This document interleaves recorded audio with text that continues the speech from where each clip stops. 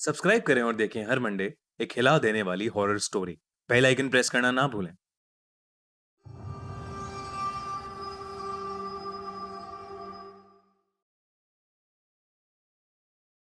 1970 के दशक में जापान तेजी से विकास कर रहा था।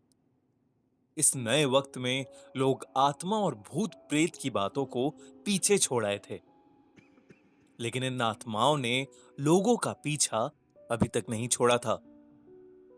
कुछ ऐसी घटनाएं हुई जिसके बारे में सुनने पर लोगों के रोंगटे आज भी खड़े हो जाते हैं। यह है कुचिसाके ओना, एक अर्बन हॉरर लेजेंड की असली कहानी, जिसकी वजह से 1970 के दशक में पूरा जापान खौफ में था। कोचिसाके का खौफ जापान में इतना ज्यादा था कि बच्चों को उनके पेरेंट्स स्कूल ही नहीं भेजते थे। वो उन्हें खेलने के लिए भी नहीं जाने देते थे और घर से बाहर नहीं निकलने देते थे।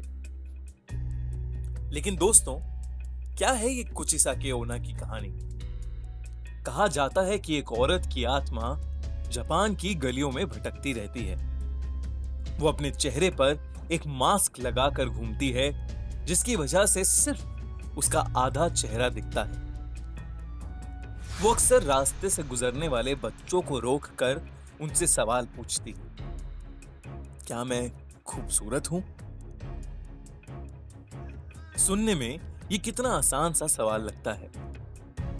वो मासूम से बच्चे उसकी खूबसूरत आंखें देखकर अक्सर हाँ में ही जवाब दिया करते थे। जैसे ही वो हाँ कहते थे, कोचिसाके अपने चेहरे पर से वो मास्क हटा देती थी। कोचिसाके का चेहरा बुरी तरह से कटा हुआ था। ऐसा लगता था कि जैसे उसका मुंह किसी शार्प नाइफ से काट कर फाड़ दिया गया हो। अपने इस चेहरे को दिखाने के बाद वो उन बच्चों से फिर पूछती थी, क्या मैं खूबसूरत हूं? इस चेहरे को देखने के बाद अक्सर बच्चे डर जाते थे।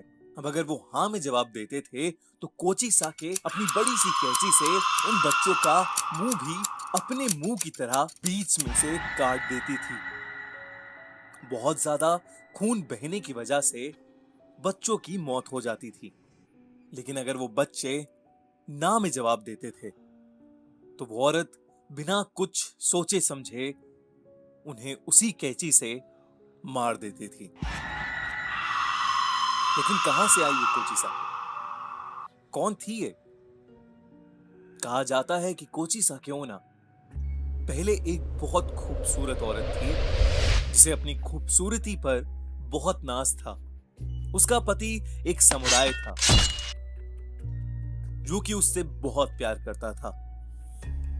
एक दिन उसका पति युद्ध लड़ने के लिए गया और वो काफी समय तक वापस नहीं आया।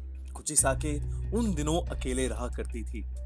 जब उसका पति वापस आया तो उसने देखा कि उसकी पत्नी का अफेयर एक गैर आदमी के साथ चल रहा है। ये देखकर उसने अपनी तलवार से कोचिसाके का मुंह बीच में से काट दिया और फिर उसने उससे पूछा, क्या अब भी उसे अपनी खूबसूरती पर नाज है?